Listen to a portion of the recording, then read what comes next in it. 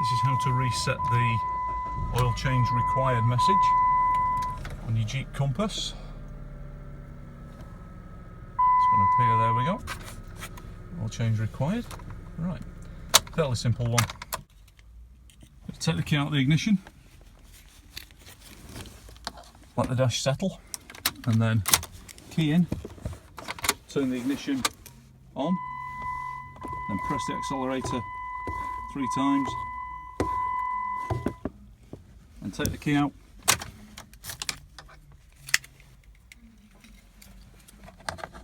Wait a few seconds and then just cycle the ignition.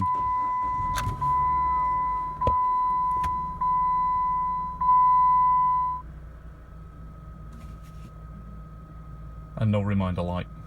That's all there is to it. Thanks for watching, like and subscribe.